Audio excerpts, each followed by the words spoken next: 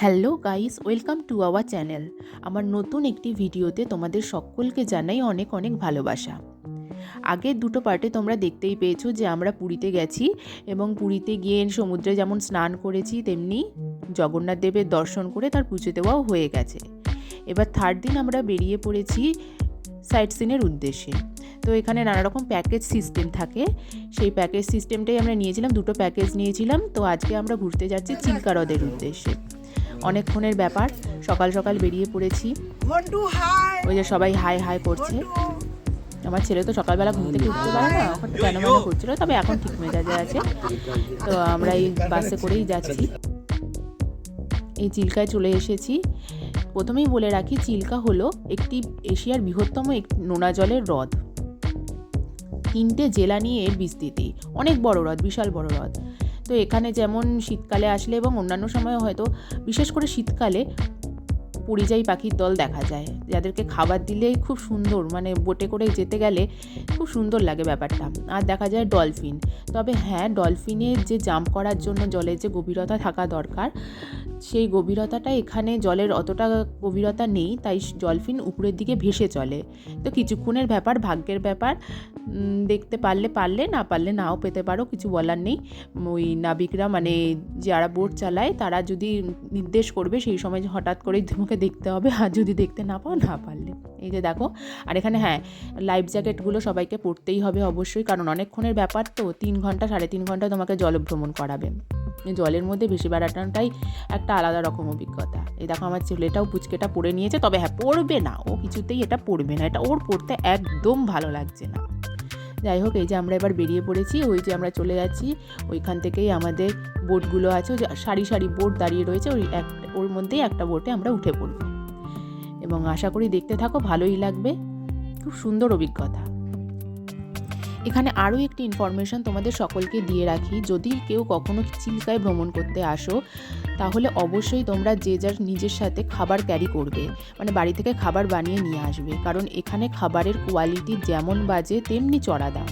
ভাবতে পারছো, এখানে একটা রুটি 12 টাকা, আর একটুখানি করে আলু ভাজা দিচ্ছে, সেটা হচ্ছে 125 টাকা। তাও যদি মানতাম যে খাবারটা ভালো খেতে, মুখে দিতে পারবে না এত জঘন্য খাবার, আমরা তো খেতেই পারিনি, মানে কি বলবো। তাই বললাম খাবার সবসময় ক্যারি করে আনবে। আর এই দেখো আমাদের বোট ছেড়ে দিয়েছে, খুব সুন্দর লাগছে। কিছুক্ষণ পরে দেখবে অন্য রকম মনে হয় একটা আলাদা জগতে চলে এসেছি, খুব সুন্দর লাগবে। সঙ্গে থাকো, দেখতে থাকো।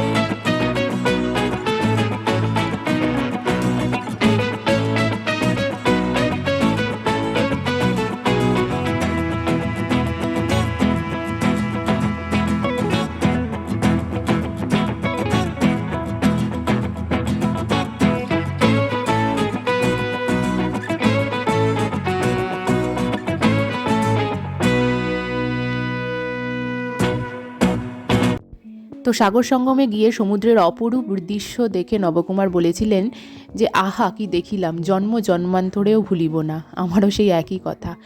এই যে বিস্তৃত জলরাশি, তার মধ্যে শুধু ভেসে চলা আর ভেসে চলা, মাঝে তোমার সঙ্গী হলো এই পাখিগুলো আর বোটগুলো, মানে সে এক আলাদা এক্সপিরিয়েন্স, একে ভাষায় প্রকাশ করা যায় না।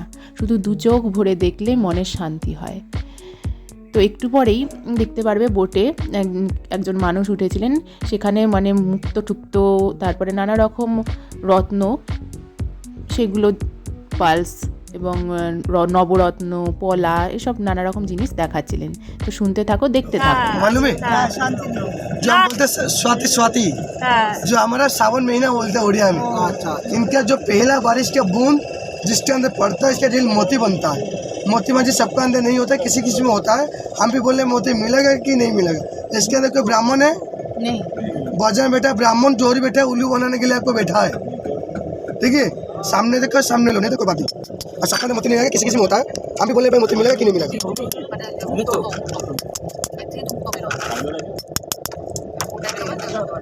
यदि 20 साल के बाद गवर्नमेंट परमिशन दिया टूरिस्ट देखने के लाइव कि दिसंबर में भैया ऑल इंडिया टूरिस्ट घूमने के लिए आएंगे न्यू साल में, इसलिए 20 साल के बाद आपको परमिशन दिया टूरिस्ट को दिखाने के लिए। मुफ्त काउंटिंग हाथ में पकड़ो, इतना महंगा एक भैया कुदरत सबका नहीं आता। नाचल मोती ये 5 जंगल बराबर समुद्र भीतर एक पहाड़ होता है। एक कोई दीदी, एक कोई 1 साल के 2 साल का नहीं है, 100 साल का होता है। आपका पिता, मेरा पिता, मेरा पिता 10 साल का होता है, जिसके अंदर आता है बंगाल बोलो रक्तो पोवाल बोला। और सबसे रेयर चीज़ होता है हमारा रक्तो पोवाल।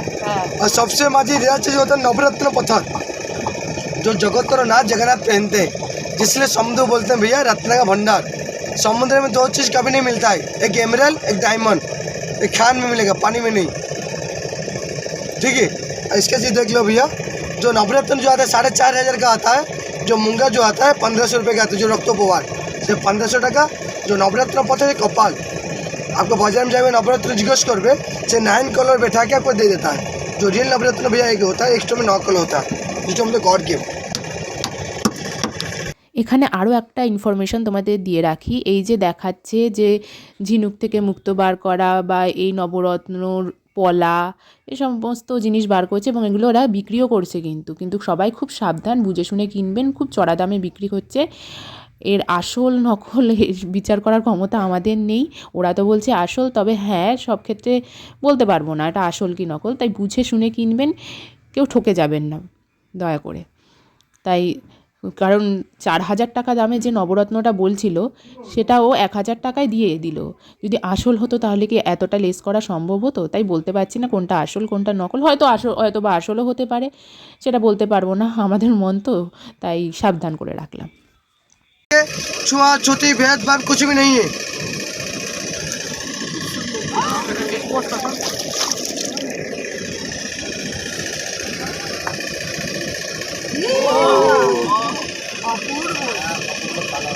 नवरत्नों पहनोगे आपका नवग्रह आपका शांत रहता है, जो आने वाले खतरा को टाल देता है। जो घर में जो पिता माता जिसका जॉइंट डायबिटीज होता है, एक कंट्रोल करता है। और धन बढ़ाने के लक्ष्मी माता कृपा रहता है। इसके अंगूठा बना पाओगे, लॉकेट बना पाओगे, नहीं तो घर में भगवान के पास ठाकुर घर में पूजा कर पाओगे। ठाकुर घर में पूजा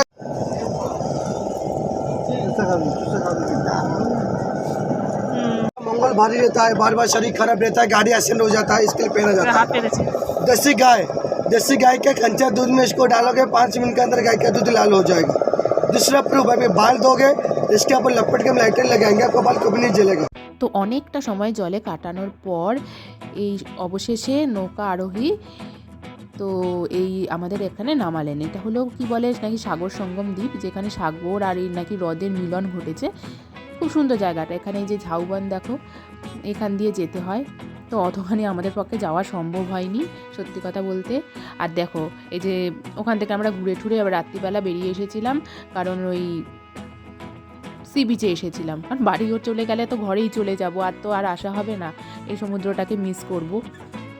তাই রাত্রিবেলা একটু বেরিয়ে পড়েছিলাম। আর রাত্রে সমুদ্রের দৃশ্যটা দেখো অপরূপ, পুরো অন্ধকারের মধ্যে মনে হচ্ছে সাদা ফেনার রাশি কোথা থেকে কতগুলো এগিয়ে আসছে। আর সেই যে সমুদ্রের একটা গর্জন আওয়াজ, মানে একেবারে থ্রিলিং ব্যাপারটা, মানে গাটা কেমন ছমছম করে, আমার তো সত্যি কথা তাই। তো ভালোই লাগছিল।